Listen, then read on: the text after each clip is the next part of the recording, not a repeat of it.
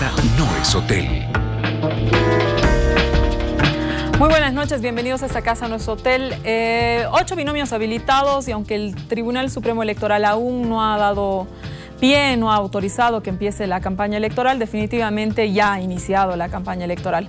Esta noche lo que pretendemos hacer es un análisis de cómo empiezan estos candidatos. Seguramente por los temas de tiempo hablaremos de aquellos que están mejor posicionados en las encuestas. Hemos visto que esta semana Carlos Mesa empieza una gira nacional, pero también ya hubo, mejor dicho, las primarias y nos da cuenta, podemos a partir de estos resultados hacer un análisis de qué es lo que está pasando con el movimiento al socialismo, que evidentemente son las fuerzas políticas ahora mismo más importantes que hay según los estudios. Damos la bienvenida a Claudia Peña. Claudia, muy buenas noches, bienvenida a Esta Casa No es Hotel. Susana, buenas noches a todos. Con nosotros Esteban Morales. Esteban, bienvenido a Esta Casa No es Hotel. Gracias, un gusto estar nuevamente aquí. Y con nosotros Eduardo Paz. Eduardo, bienvenido. Susana, mil gracias por la invitación. No, gracias a ustedes tres. Esta noche en Esta Casa No es Hotel vamos a hablar de cómo están iniciando nuestros candidatos, intentando hacer un análisis un poco más allá de la noticia, de la coyuntura, de la cuestión informativa, sino analizarlos de manera un poco más profunda. Quédese con nosotros.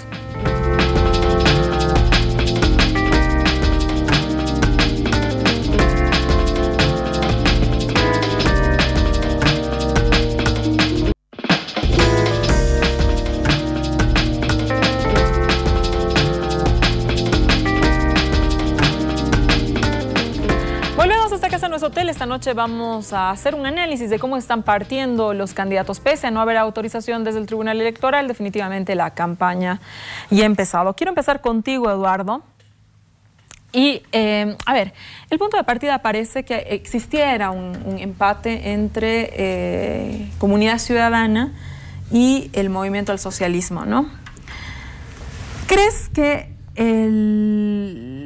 el efecto de esta primera fotografía que nos han estado presentando es suficiente, son suficientes insumos para analizar qué es lo que puede pasar en una elección? ¿Qué cosas más deberíamos tomar en cuenta al hablar, digamos, de lo que hemos señalado, el punto de partida? ¿Qué otros factores deberíamos tomar en cuenta? Porque digamos, los periódicos, qué sé yo, te presentan la foto, ¿no? 30-30. Y pareciera que, ¿no? Ahí termina. Yo creo que esta foto, si bien es indicativa de un momento, es solamente el punto de partida, como bien dices tú. Carlos Mesa y Comunidad Ciudadana han empezado una gira para, me parece que hacer llegar primero el nombre de la agrupación, que es del todo nueva, y posicionar tanto a Carlos Mesa como candidato y a Gustavo Pedraza. Pero yo creo que quedarse en ese 30-30 que nos dan en este momento las encuestas supone perder de vista algunas otras fuerzas políticas que han tenido consistencia los últimos 12 años.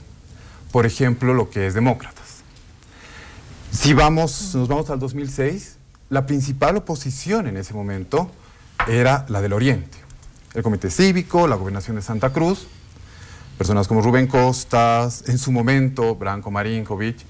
Pero ese escenario que se ha movido, ya hay personas que ya no están, hay otras personas nuevas que destacan como Óscar Ortiz, me parece que todavía van a aparecer en el escenario. Ha sido un grupo que ha mantenido coherencia ideológica, pero además están unidos por un conjunto de intereses, digamos, una mirada de desarrollo, una mirada de país, que se ha mantenido 12 años y que no ha perdido fuerza. La gobernación de Santa Cruz, la gobernación del Beni, por mucho de estos últimos 12 años, cierta fuerza en otras regiones, por ejemplo en Tarija también, me parece que tienen, más que en Comunidad Ciudadana, su lugar de cohesión más natural en Demócratas.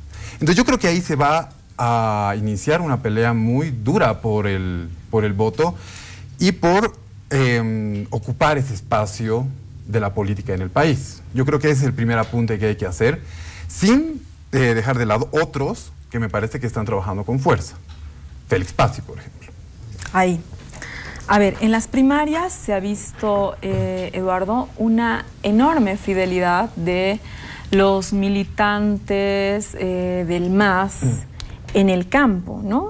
Si uno, por los resultados, si uno se fija qué es lo que ha sucedido, evidentemente menor participación hubo en las ciudades que en el campo. En el campo hay una participación de casi el 80% de la militancia masista, en el caso de Cochabamba es el 90% de la militancia masista. Desde tu perspectiva y para esta elección, ¿cómo crees que vaya a afectar el clivaje campo-ciudad? Pues hay que tener en cuenta que el país, que ya venía de ser un país predominantemente urbano, ha desdibujado más sus fronteras entre lo urbano y lo rural. Uno ve, por ejemplo, lo que pasa con, no hablemos, digamos, de los cocaleros del Chapare, que también, pero por ejemplo los cocaleros de Yungas, que no son necesariamente próximos al gobierno, pero que en sus ciudades intermedias han convertido toda una dinámica social, y hoy hay investigadoras, por ejemplo, Alessandra Pellegrini, que habla de clases medias en ciudades intermedias y en el campo. Entonces yo creo que hay, por toda la tendencia, por todas las redes económicas, hay un desdibujamiento de este clivaje campo-ciudad. Me parece que ciertos éxitos del gobierno se notan en este ascenso de muchas ciudades intermedias, digamos, un incremento del poder adquisitivo, de los ingresos que se tienen, y que lo que más bien vamos a ver es un traslado, digamos, un desplazamiento de las demandas que se hacen en el campo, en las ciudades intermedias y en las ciudades, y que van a seguir líneas más o menos semejantes. Qué interesante. A ver, Carlos Mesa, como todos ustedes saben, inicia su primera gira nacional, y creo que debemos resaltar lo siguiente. Primero, tiene una estrategia ciudadana, no se identifica ni con izquierda ni con derecha, ¿no? Lo segundo, se atrinchera en las clases medias, muy parecido a lo que ha sucedido en el 2004 con los pañuelitos blancos. Creo que hoy sucede con lo que se denomina ciudadanos, el concepto ciudadanos, ¿no? Más político, ¿no? Tercero, en sus discursos y en sus mensajes de YouTube, digamos que anda como por los aires de la política, ¿no? Besa a niños, baila, se sienta en el piso, ¿no? Y no menciona ningún tema de profundidad, y esto evidentemente es a propósito. Y evita, y como cuarto punto, evita las tarimas y evita los desbordes populares, ¿no? Creo que muy parecido, muy en la línea de un manual Durán Barba, ¿no? Si uno lee el último libro del Durán Barba, ¿no? Pareciera que sigue muy al pie de la letra este manual. Esteban, ¿qué opinas de la campaña de Carlos Mesa? ¿Estás de acuerdo con las cosas que apunto? ¿Añadirías, quitarías alguna? No sé. A ver, yo tengo la impresión de que el puntapié inicial se ha dado correctamente, pero faltan todavía, pues, los 90 minutos del partido, ¿no? Si bien es bien de manual la manera de hacer campaña, evidentemente parece arrancada de un manual, arrancado de un manual de libreto. La apuesta muy fuerte de Mesa está por justamente esta consolidación de esta clase media urbana, estos votantes jóvenes, ¿no es cierto?, que han cambiado definitivamente el mapa electoral. Algunos elementos que seguramente, bueno, no me consta, pero puedo especular sobre el tema, seguramente está analizando el equipo de campaña de Carlos Mesa, es que, ya lo decía Eduardo, ¿no? Hay todo un espacio de disputa todavía, ¿no? 32%, 30% de intención de voto, todavía está muy lejos de la meta. Hay ahorita una situación de empate que implica un campo de lucha por un 40% de la votación.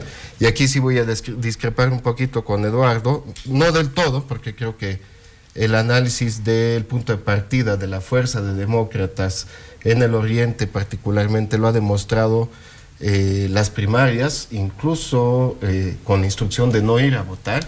Está claro que un tercio de los militantes de demócratas están en Santa Cruz.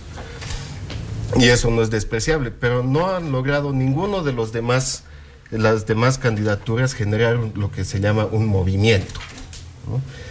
Ahorita los únicos dos movimientos perceptibles son el del MAS, que es un movimiento ya con 14, 15 años, 16 años. Claro, consolidado, que consolidado, más o menos uno sabe cómo mueve. Exactamente. Y un movimiento que está recién naciendo de Carlos Mesa y que yo no llegaría a calificarlo todavía de mesismo como lo hizo Fernando Molina. Creo que todavía no existe un mesismo como tal, pero sin ninguna duda eso es a lo que hay que apuntar para comunidad ciudadana. Y eso se basa en una apuesta muy fuerte, decían, de reconfiguración del escenario político. El país ya no es el mismo del 2005. Han habido cambios sociales sustanciales, ha habido un crecimiento muy fuerte de la clase media, una transición hacia lo urbano muy fuerte, pero también hay un electorado joven muy importante. Tan joven que en muchos casos los que más recientemente han entrado al ejercicio de la ciudadanía eran muy chicos el 2003, 2004, 2005 para acordarse qué pasó en esos años. Entonces, si el MAS no cambia su discurso y Mesa sabe aprovechar ese espacio que está dejando el MAS vacío, puede tener mucha ventaja. Una pregunta en función a lo que decías. Tú dices que hay que apuntar a la construcción del mesismo, que todavía no estaría consolidado. ¿No te parece que esa apuesta es justamente caer en una dinámica electoral muy parecida a la que siempre hubo en Bolivia, que es el caudillismo, pero también de alguna manera digamos, caer en esa crítica que tanto se hace, ¿no? Que esta imposibilidad de que surjan nuevos liderazgos alrededor de nuevos movimientos y más bien siempre apuntar a, digamos, un caudillo, en este caso Mesa. Sí, a ver, es una pregunta compleja de responder, ¿no? Porque evidentemente la idea, lo que todos probablemente quisiéramos, es que se configure realmente un sistema de partidos con una propuesta más ideológica y mucho más consistente en términos filosóficos y demás, pero no se puede borrar 150 años de historia así de fácil, ¿no? La tradición caudillista boliviana y latinoamericana en general es sumamente fuerte y profunda, y no creo que una campaña de 9 meses vaya a cambiar eso. ¿No deberíamos ya estar escuchando propuestas de Mesa? ¿Tú crees que una campaña sin propuestas, una campaña que intenta como ideología desideologizar, ¿no es cierto?, puede funcionar en un país tan altamente politizado como Bolivia? Estás con preguntas difíciles. Evidentemente, a ver, aquí hay dos cosas, ¿no? Ya te he dicho que aquí uno puede especular, uno puede contestar lo que quiera. Sí. No, hay dos cosas que hay que considerar en esto, ¿no? Uno es en qué consiste una propuesta, un programa, ¿no es cierto? Un programa es un conjunto de acciones de corto, mediano plazo, o es toda una estructura filosófica y de concepción económica, social, política, etcétera, etcétera, de modelación de un país con una visión a largo plazo, etcétera, etcétera. Y aún así, haciendo esa diferenciación entre un programa de acciones y una propuesta más ideológica, aún así hay una tendencia también en los cambios sociales que hemos vivido, no solamente en Bolivia, sino esto es un fenómeno mundial y bastante propio de la generación que nos sigue en realidad nosotros, que es la generación de los millennials, ¿no es cierto?, de justamente cambiar la ideología por causas, ¿no? Causas más estancas, más individualizadas, digamos, más particularizadas, pero que hay un cierto nivel de cinismo de negar que haya así una filosofía o una explicación de todo, ¿no? Que pueda configurar escenarios de futuro necesariamente, que más bien es la lucha contra la violencia contra las mujeres y la lucha por salvarnos del cambio climático y la lucha por la recuperación de una democracia plena en Latinoamérica, etcétera, que son los que son atractivos para estos nuevos votantes. Y yo creo que Carlos Mesa ha visto eso, ha entendido eso y está apostando muy fuerte a eso. Bueno, luego podríamos hablar un montón del tema de la ideología, lo vamos a dejar para otro programa. Claudia, ¿a ti cómo te parece la forma de actuar de Mesa? ¿Es una apuesta nueva? ¿Es una apuesta antigua más bien? Para algunos les parece que está actuando más bien de manera tradicional, siguiendo el manual. Sí, Mesa ya ha dado como varias señales respecto de cuál va a ser la lógica de sus movimientos, ¿no?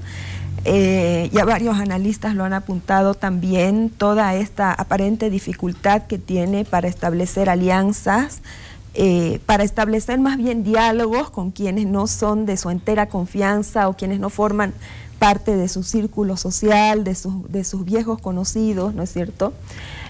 Ha resguardado mucho también su posición de único candidato, ¿no es cierto?, dentro del partido que lo acoge, y está empezando su campaña, como tú dices, con estas escenificaciones, digamos, ¿no?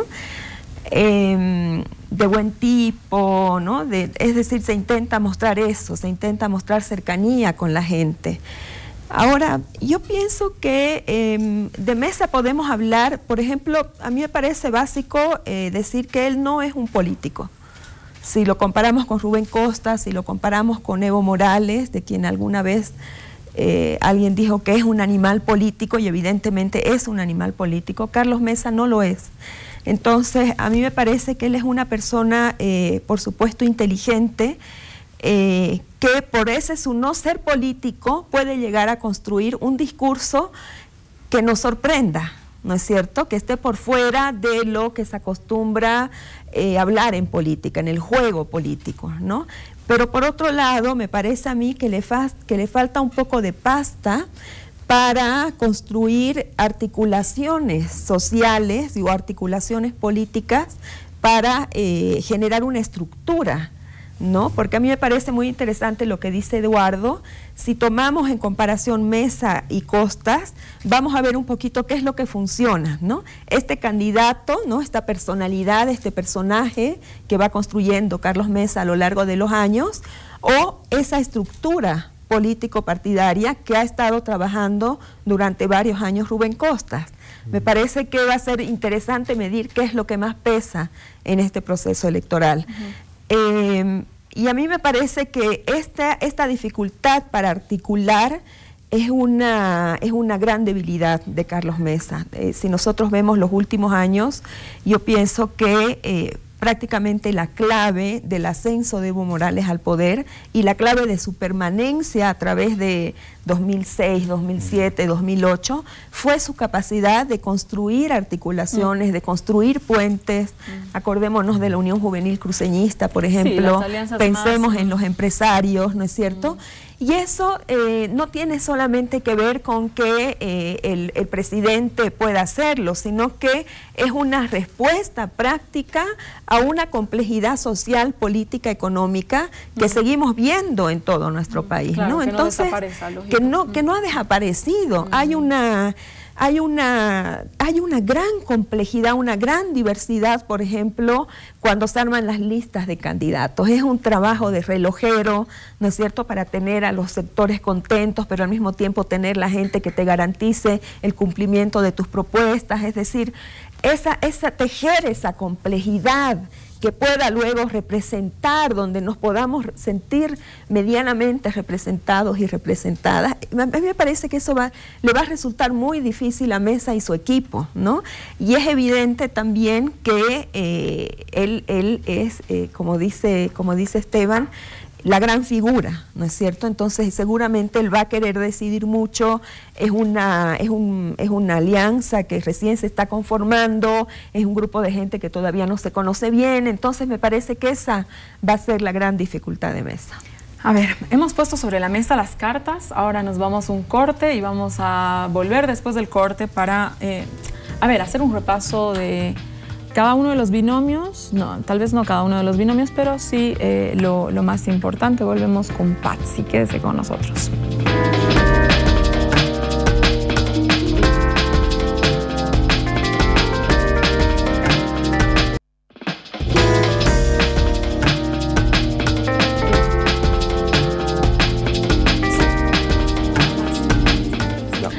Volvemos a esta casa, no es hotel. Estamos hablando de cómo están iniciando la carrera electoral los binomios, los candidatos, ¿no? A ver, Eduardo, volvemos contigo. Como sociólogo, como estudioso de temas de identidad, quisiera que nos digas qué representa Félix Patsy. ¿Es un candidato aymara como en el pasado lo fue Felipe Quispe? ¿No lo es? ¿El indígena culto? ¿Qué es lo que está representando? Para ver el lugar que ocupa el Félix en todo esto, me parece que un poco, digamos, también tocante a cuando hablamos de mesa, pensar no solo en la opción de lo que se ofrece, lo ofrecen los candidatos, sino lo que la gente demanda. Yo encuentro que hay 4 tipos de crítica al gobierno, digamos, los lugares donde irían a buscar los candidatos de oposición sus votantes. Primero hay una liberal, que es la que va a demandarle al gobierno que no hay inversión, que hay poca productividad, que debería haber más meritocracia, menos uso de ciertas redes sindicales, comunitarias para ascender. Pero esta convive con una crítica conservadora, que critica, que añora de alguna manera los privilegios excluyentes que había. Qué interesante. Hay una crítica también de izquierda, digamos, de toda una franja que le critica al gobierno haber dado continuidad a ciertas políticas que llaman neoliberales. Y hay una crítica última, que es la indianista, que dice, este gobierno no es realmente el de los indios, de los indígenas, por una u otra cosa. Me parece que la fortaleza que tiene Félix Patsy es que ha trabajado ser la persona que va a ir a buscar ese nicho. Ahora, esto no se da sin problemas. En los últimos días hemos tenido el deslizamiento en los Yungas y Felipe Quispe ha salido a decir que Félix Patsy ha cavado su propia tumba y se ha tirado en ella, al decir que no tenía que ir, que no era tractorista. Luego Félix Patsy pide disculpas y va. Pero entonces ahí viene su dilema. Él, y uno basta ver sus libros, sus biografías, las que escribe su esposa sobre él, las cosas que se escriben sobre el tercer sistema y el partido, me parece que el Félix encarna una posición que es cada vez más común, que es la del indígena que se ha educado hasta alto nivel y que tiene muchas cosas muy urbanas, mantiene lazos rurales, pero el mismo Félix está un poco en esa disyuntiva. Es como que no acaba por ¿qué termino de representar? Claro, ¿qué termina de representar? Si es la figura que encarna al indio que asciende y triunfa, o al que va a representar a los que son oprimidos y los que están, digamos, relegados. Entonces, dentro de ese nicho que iría a buscar, hay un problema porque no adquiere un perfil propio.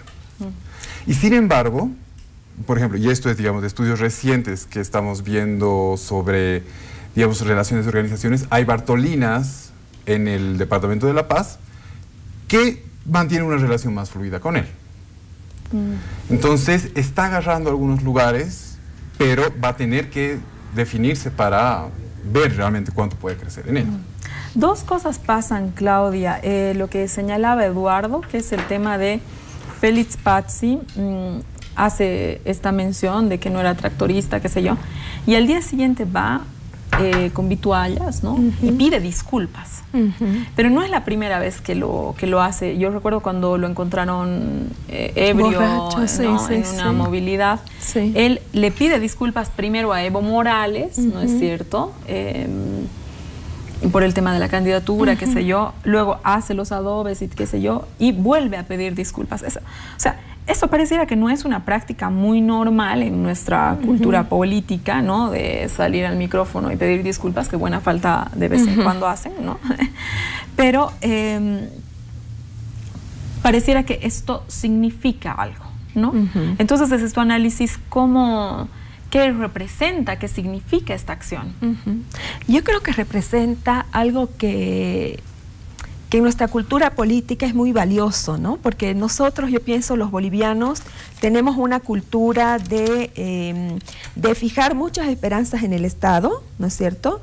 De esperar que el Estado ejerza autoridad, pero al mismo tiempo me parece que hay una estética de la humildad, de cierta forma, donde no te gusta que tus gobernantes, por más poder que hayan acumulado, demuestren ese poder o tengan un comportamiento de poderoso, ¿no es cierto? Entonces me parece que la actitud de Félix Pazzi de pedir disculpas está un poquito dirigida ahí. No sé si conscientemente o no, pero me parece que es valiosa en ese sentido, ¿no? En ese sentido de la autoridad que se acerca, que va y que es capaz de pedir disculpas. Y claro, digamos que ese sector social al cual Félix Pazzi se acerca para pedir disculpas es su sector social, es, digamos, su comunidad extendida, digamos, ¿no? Entonces ahí también se reconoce y pueden reconocerlo como par, ¿no es cierto? Como una persona que va y pide disculpas todavía, ¿no? Es decir, que pertenece todavía ahí. Esteban, y cerramos la ronda Pazzi. Morales afianza su poder, Evo Morales afianza su poder en las elecciones del 2009, y ahí yo recuerdo que surgía la certeza en muchísimos de los análisis que otro indio iba a sustituir al indio, ¿no? Pero que esta vez tendría que ser otro tipo de indígena, un indígena culto, un indígena que por ahí venía de la universidad y no del sindicato. Es decir, se han dado una serie de tesis alrededor de esto, ¿no? Y ahí está Pazzi, ¿no? Un indígena culto, él es doctor, ¿no? Tiene un doctorado, doctorado en sociología, etcétera. ¿Y tú crees que esa tesis de que un indio suple a otro hoy día funciona? Me temo que no. Hubiera sido fantástico que en estos 13 años y más se haya logrado realmente un volcamiento del escenario político, de las élites políticas, de quien hace política en Bolivia, para que se dé esa situación. Pero viendo las posiciones de Félix Pazzi, vamos a hablar más adelante de Víctor Hugo Cárdenas, me da la sensación de que el propio MAS ha absorbido tanto la representación popular del campo, etcétera, etcétera, que no ha dejado ningún espacio de crecimiento a nadie más, incluso dentro del propio partido del MAS. Y esto ha tenido un costo político tremendo para otros virtuales líderes. Y lo que pasa con Pazzi es que, más allá de que sus posturas pudieran ser interesantes o que no tenga acusaciones muy graves de corrupción o cosas por el estilo, es que claramente no tiene las espaldas suficientes para administrar su propia imagen pública, ¿no? Y eso es exactamente lo que ha pasado con Caranavi, ¿no? Lo ha agarrado, el desastre lo ha agarrado en cama y sin prepararse, sin haberse vestido, y la reacción ha sido torpe, ha sido lenta, y ha tenido que acabar pidiendo disculpas. Ahora, está bien, tú dices, Claudia, evidentemente hay una estética de la humildad que es importante, pero uno tiene que llegar en política a la disculpa cuando es el último recurso, ¿no? Cuando no hay otra manera, ¿no? Cuando realmente ya la has fregado y no queda otra que pedir disculpas. Pero además, en términos de cuánto abarca territorialmente Félix Pazzi, también yo lo veo muy débil, muy débil, muy localizado, muy establecido con fuerza y con arrastre en algunas comunidades aymaras, en la Universidad Mayor de San Andrés, y eso sería todo. Bueno, algo en el campo, en La Paz también, ¿no? Sí, por eso, ¿no? Algunas comunidades aymaras en La Paz, tal vez Oruro un poquito también, pero eso no alcanza para proyectarse nacionalmente, ¿no? Eduardo, pasamos, mesa.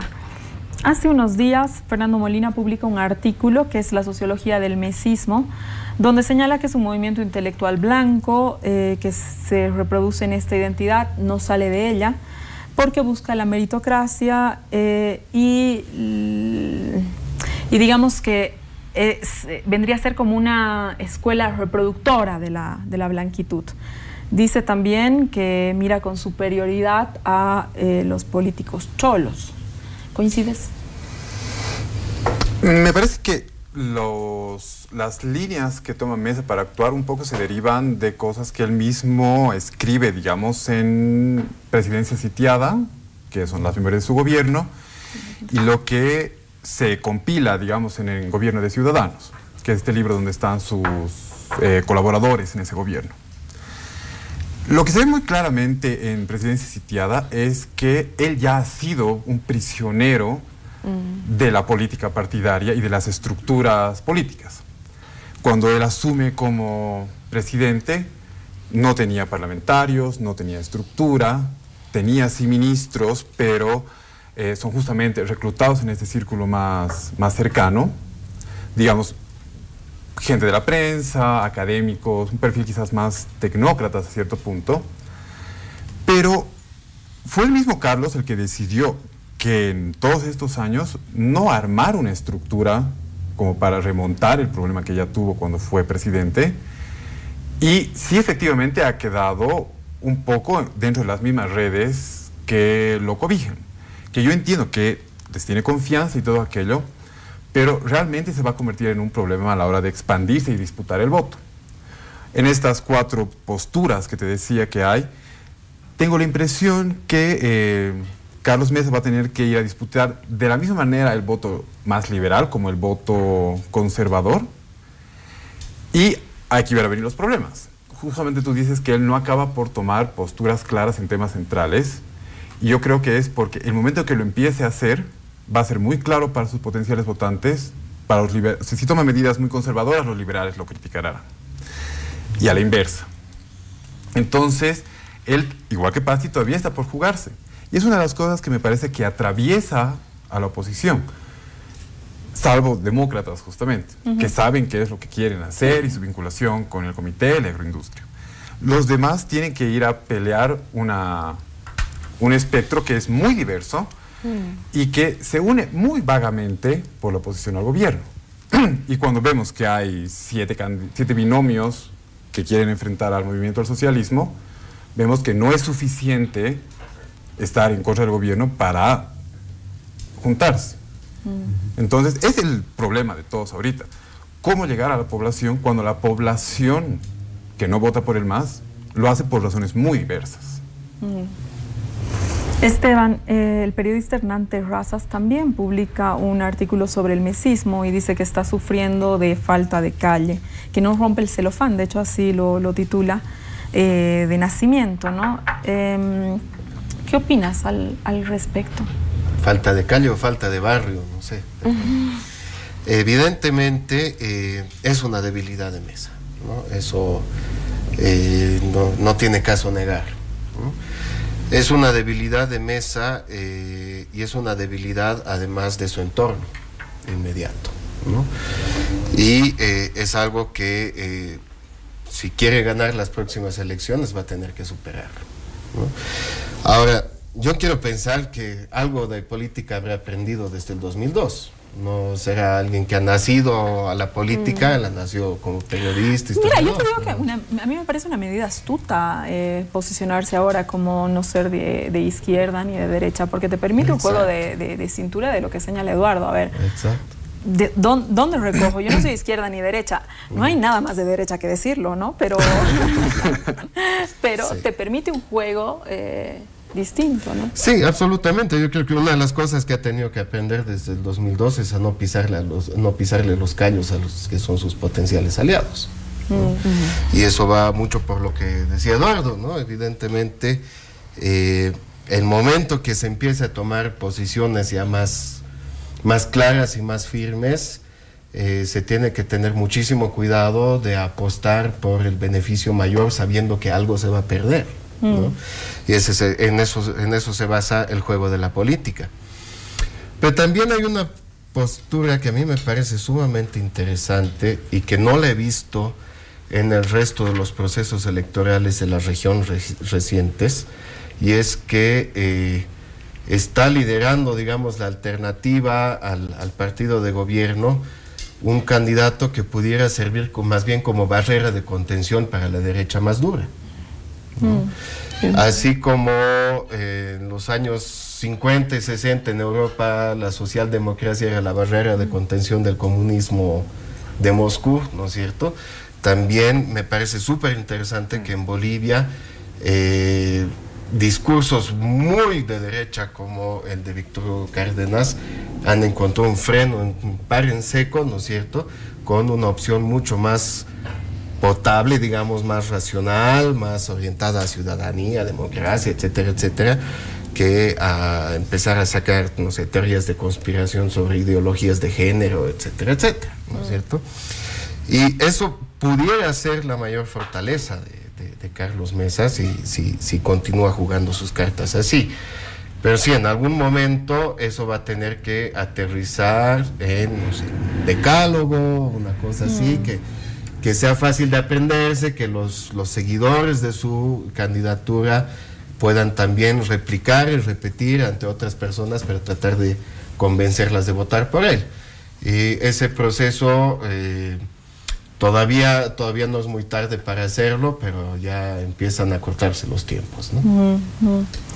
Claudia, Mesa elige a un cruceño como vicepresidente y eso significa definitivamente darle un mensaje a la región, pero como lo ha dicho algunos analistas de la propia región, pareciera que Gustavo Pedraza no es un vicepresidente o un candidato, mejor dicho, que logra conmover, ¿no? Logra movilizar, digamos, en la propia Santa Cruz. Entonces, pareciera que no funciona, pareciera más bien que es un candidato más parecido a Mesa, más que pretender lo que en el fondo se buscaba dar como mensaje, que es darle una señal a la región, ¿no? Claro. O sea, ¿qué opinas tú? Y como cruceña, ¿no? ¿Cómo se ve un candidato como Gustavo Pedraza en Santa Cruz?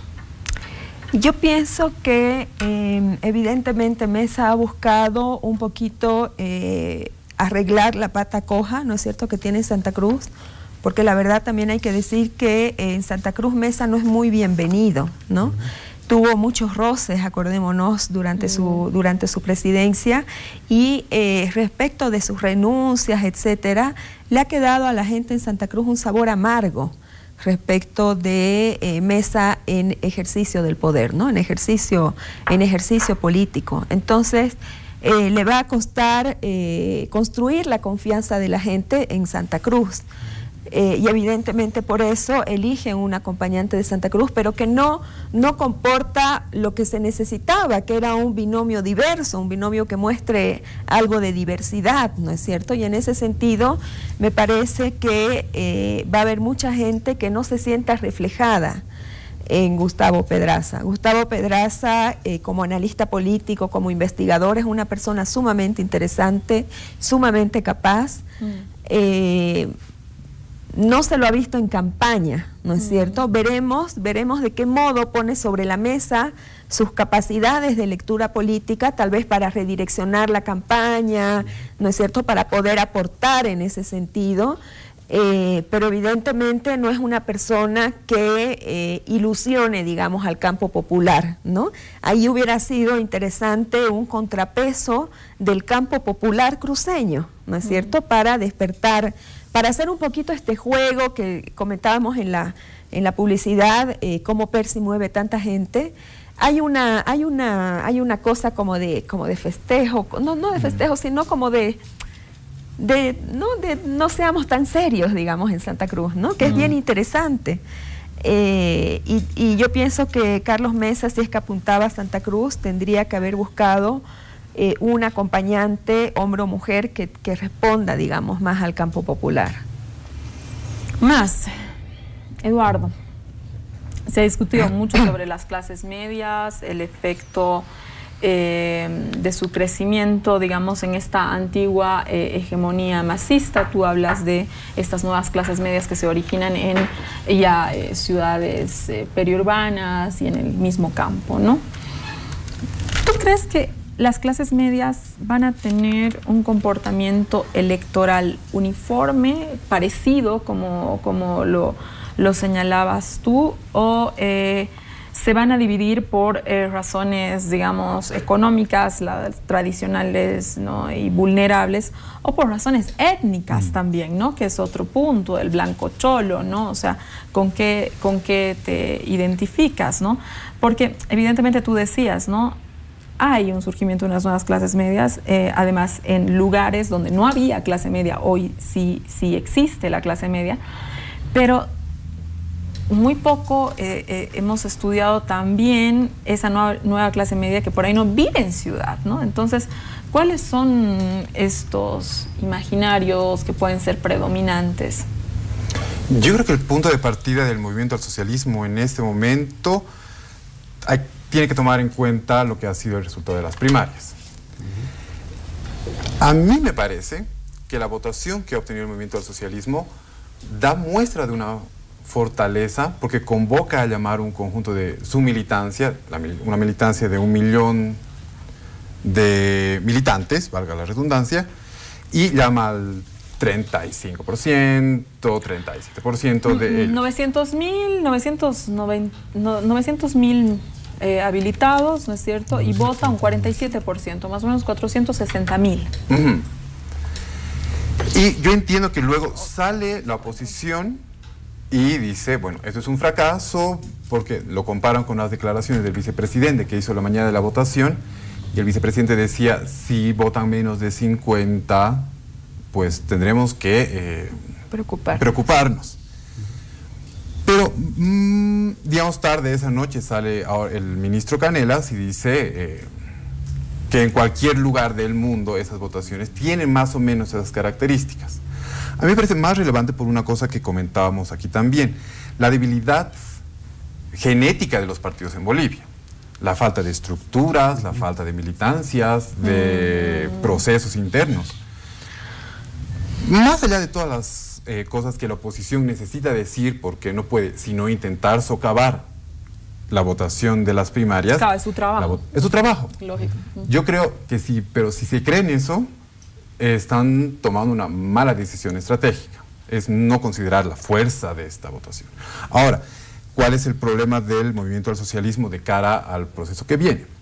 Justamente, muchas de las medidas entre una buena coyuntura económica y las medidas como la nacionalización y lo que yo considero han sido medidas adecuadas respecto a salario y redistribución, han cambiado el piso de los sectores populares. Tenemos un piso económico nuevo. Y si bien hay personas que han vivido este salto, digamos, personas que tienen 45 años, que han visto cómo han mejorado sus condiciones, tienen hijos que van a votar y en esas elecciones, para quienes ese movimiento no es tan claro. Tienen una referencia pasada de haber vivido peor, o que sus padres hayan vivido peor, pero ellos, ya instalados como en el estrato de ingreso medio vulnerable, pues ven que no tienen acceso a la salud. No tienen, trabajan demasiadas horas, no trabajan 8, trabajan 12.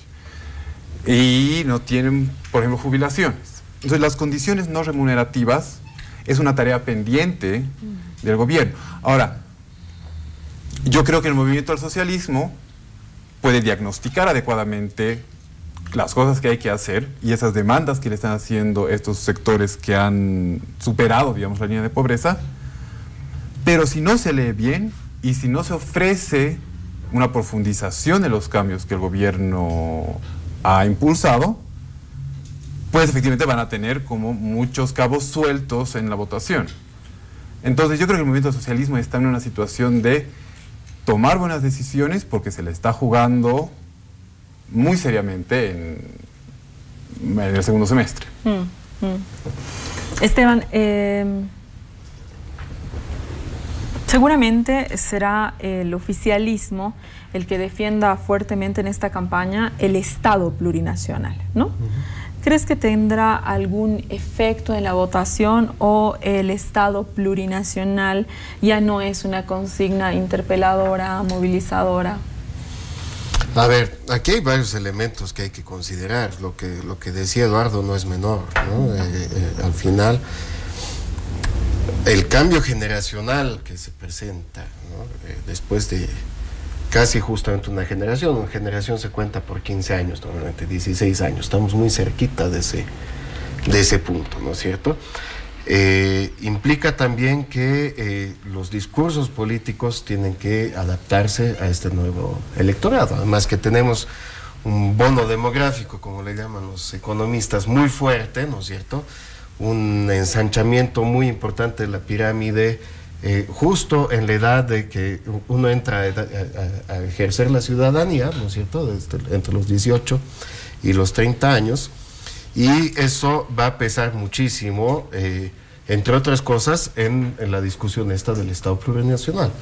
Yo no creo, aunque temo que no tengo, ni nadie tendrá las evidencias para respaldarlo, nadie ha hecho, creo, el estudio, y si lo hay, por favor me lo facilitan.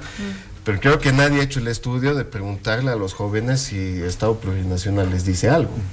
Probablemente no, ¿no?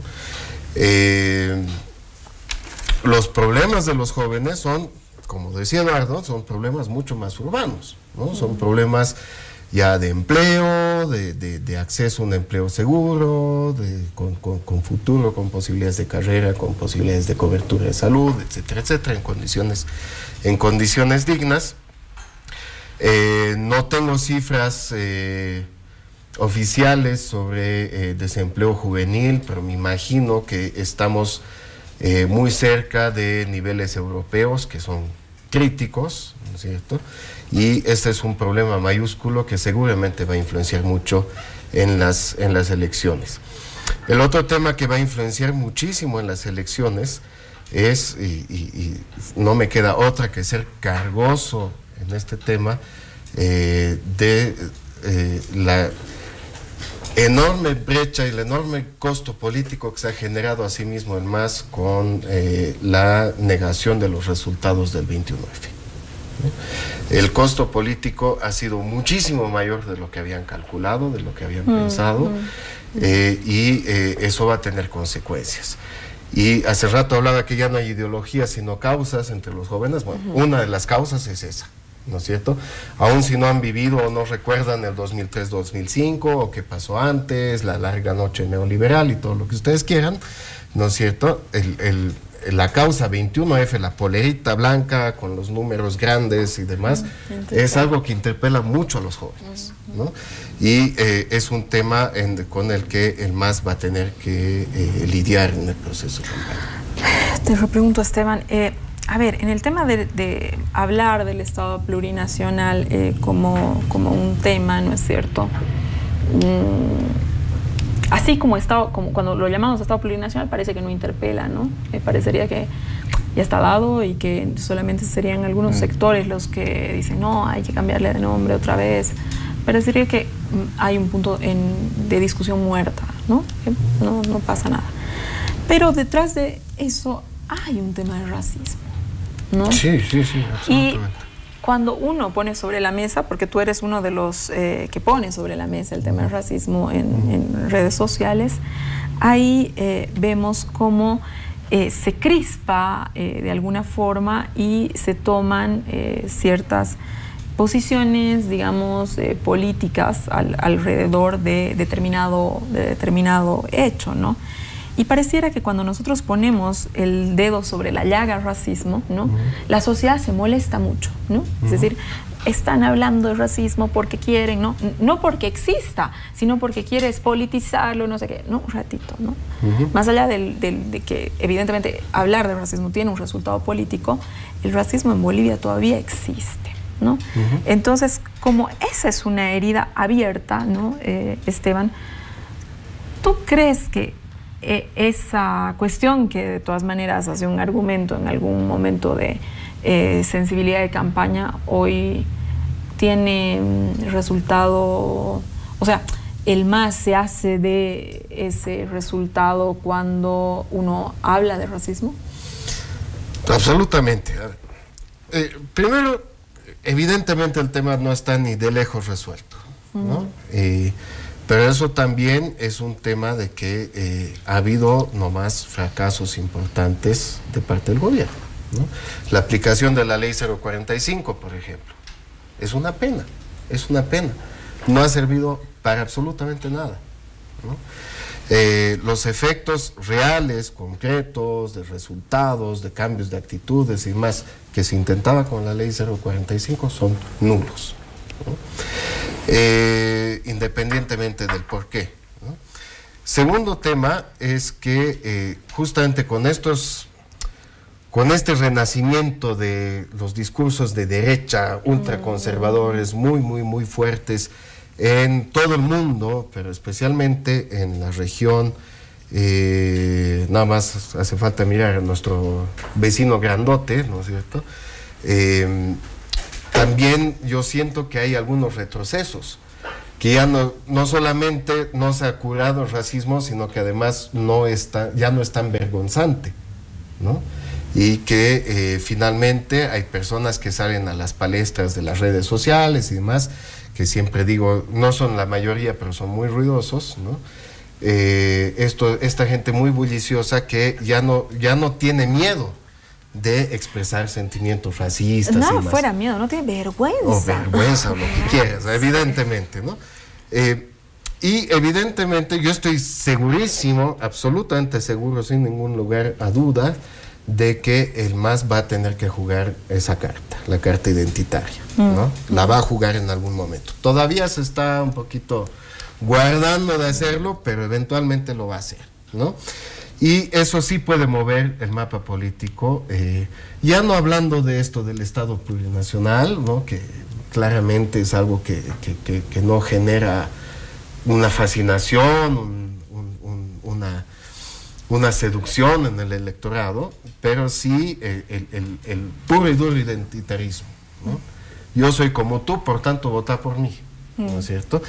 Sobre todo tras estos pequeños traspiés que ha tenido Carlos Mesa, ¿no? De los que hemos hablado ya hace un ratito, de tener un círculo un poquito cerrado, de cometer el error de sacarse una foto en Cochabamba de puro hombres blancos, ¿no?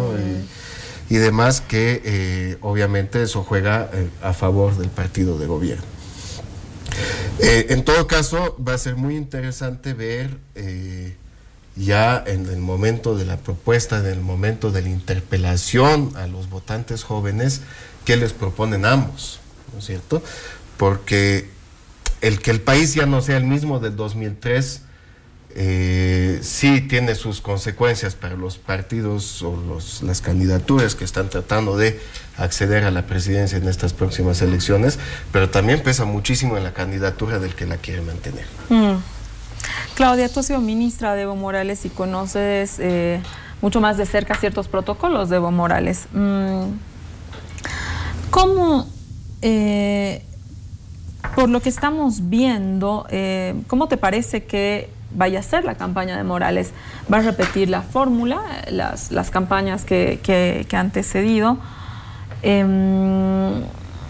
¿O crees que ya es una campaña agotada y que nos vaya a dar nuevas sorpresas?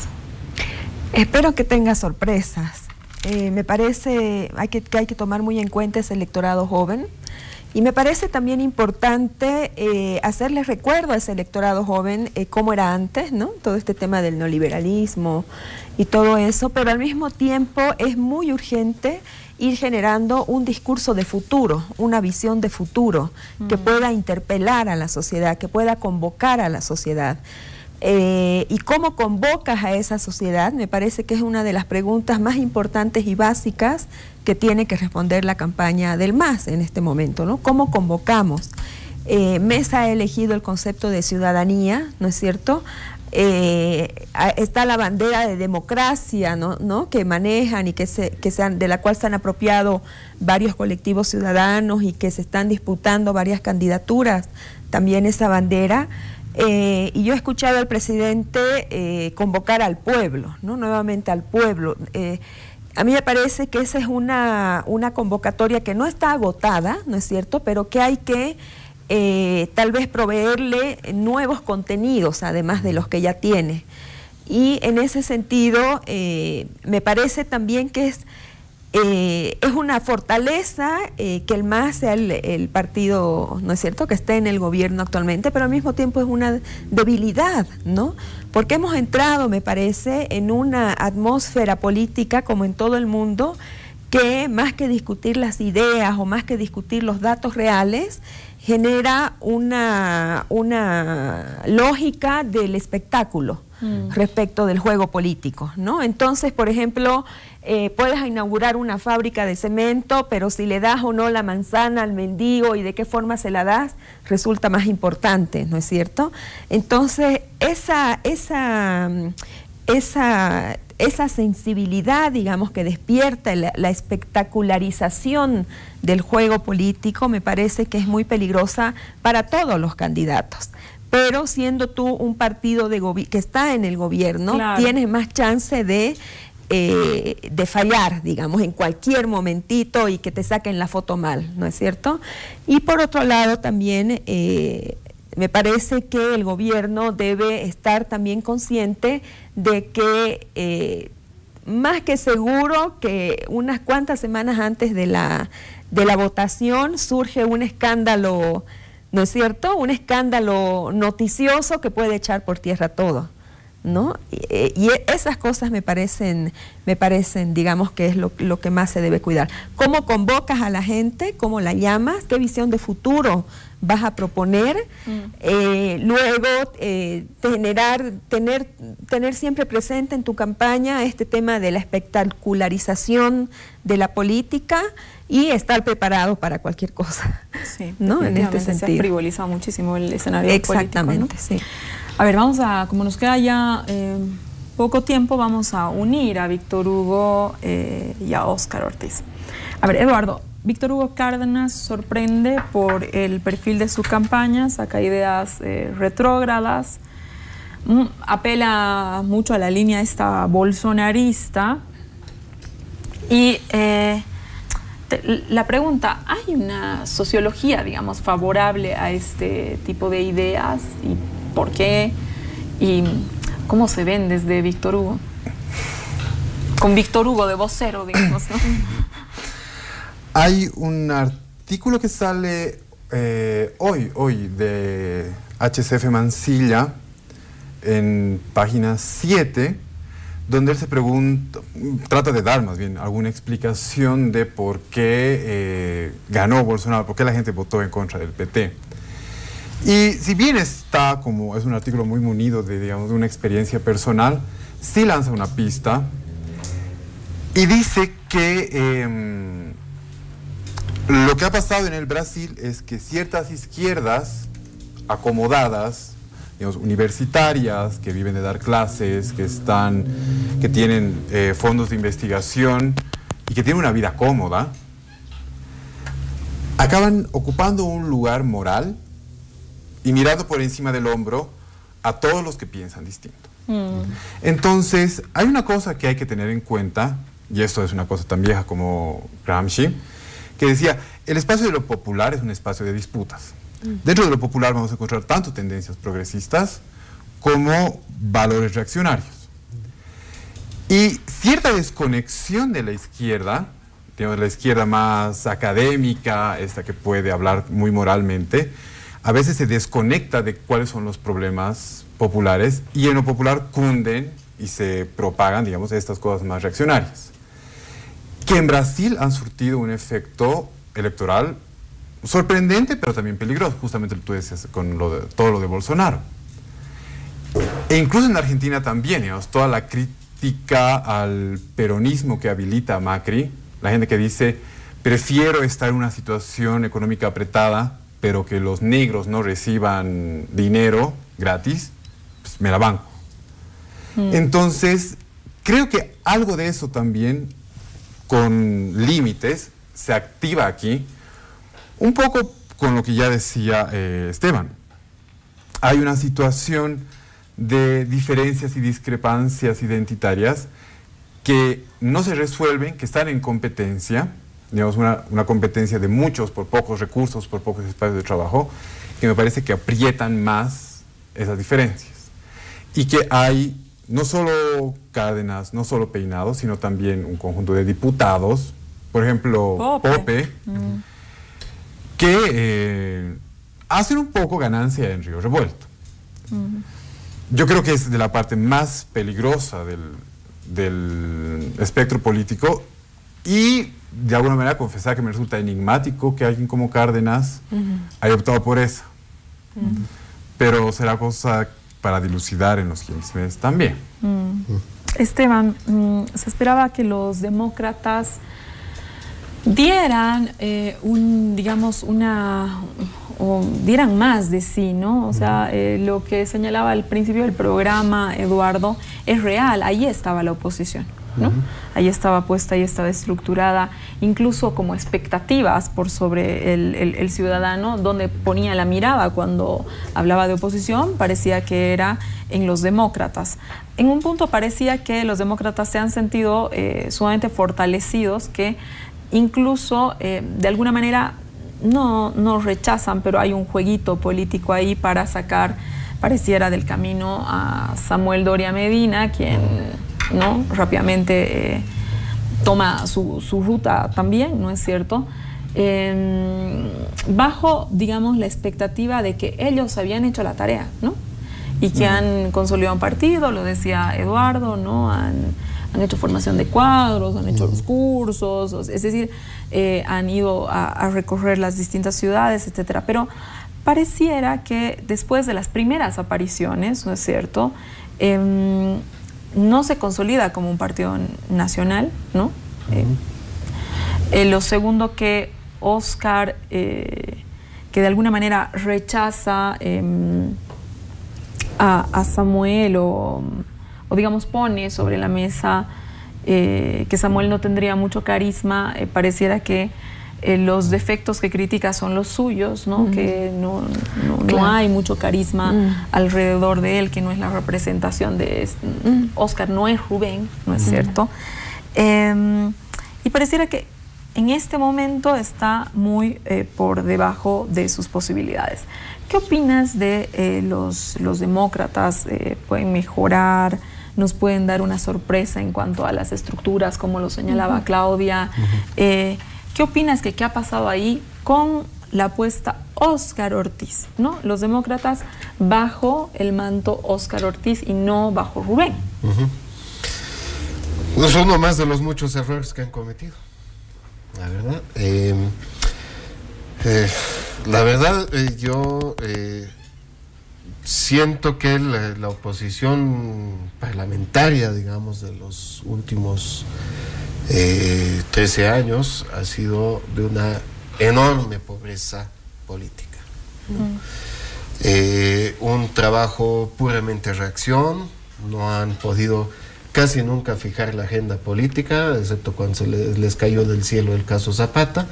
Por lo demás, en 3 años no han podido manejar la agenda política, no han podido fijar los temas de discusión del debate público, no han podido generar movimientos que fuercen al Parlamento a siquiera considerar, no digo aprobar, siquiera considerar iniciativas legislativas presentadas por la oposición. Y todo este conjunto de fracaso tras fracaso tras fracaso les está pasando una factura muy fuerte, ¿no? Que quizás hubiesen podido resolver con una candidatura mucho más justamente carismática, más personalista, más caudillista, del estilo de Rubén Costas, pero no lo hicieron, decidieron no hacerlo, por principio, por convicción, por conveniencia o por lo que fuera, ¿no es cierto? Decidieron no hacerlo, y eso yo creo que fue lo que terminó de ponerles el último clavo del ataúd, ¿no? Yo no veo, francamente, que Demócratas pueda generar un movimiento en estas elecciones. No veo que vayan a superar el porcentaje de intención de voto que tienen ahora, por lo menos no por mucho. Yo creo que están cerca de su techo, y creo que Es nomás, para bien o para mal, es un movimiento, no es un movimiento, es una agrupación política en vías de extinción. Claudia, como cruceña y cortito porque ya nos tenemos que ir, ¿le ves perspectivas de crecimiento a Ortiz o a Cárdenas en Santa Cruz o a Víctor Hugo Cárdenas? ¿Y por qué? Yo le veo perspectivas de crecimiento a la sombra de Rubén Costas. No nos olvidemos que Óscar Ortiz está a la sombra de Rubén Costas. Y yo no despreciaría ese liderazgo, ni esa estructura, ¿no? La gente cruceña necesita dónde reflejarse, necesita un espejo, ¿no es cierto? Y me parece que Víctor Hugo Cárdenas es muy difícilmente un reflejo para la gente que vive en Santa Cruz. No solamente hablando de un tema étnico, sino hablando de un tema de trayectoria de vida, de espíritu, de carácter. Pero la influencia de esta campaña bolsonarista, digamos, ¿no? Con la relación, con la cercanía que por ahí Santa Cruz tiene con el Brasil, sí, y pero, peinado, no sí, sé. Lo que pasa es que yo pienso, la gente, digamos, que podría, por ahí los jóvenes o la gente de las iglesias, ¿no es cierto?, que podría identificarse con la propuesta de Víctor Hugo Cárdenas, me parece que, digamos que en lo práctico va a ir con Mesa. ¿No? Me parece que en lo práctico va a ir con Mesa, porque es más o menos los mismos bolsones a los cuales están, me parece, interpelando. Y me parece que en Santa Cruz el discurso hegemónico siempre hay una pregunta: ¿y por qué nunca lográbamos el poder nacional? ¿Por qué nunca los cruceños al poder nacional? ¿No es cierto? Y esa pregunta juega mucho con el orgullo, Camba. Entonces, ahí tiene una gran carta para jugar Rubén Costas, me parece, ¿no? Nadie nos representa más que nosotros mismos, y me parece que la van a jugar. En ese sentido, tiene una posibilidad de crecimiento Óscar Ortiz, pero una vez más porque está a la sombra de Rubén Costas, ¿no? Y eso lo hace, digamos, más amable y le da una estructura que tampoco es despreciable. Me tengo que ir a un corte, volvemos en esta casa, en nuestro hotel, ya con las conclusiones de cada uno de nuestros invitados sobre cómo están iniciando los candidatos. Quédese con nosotros.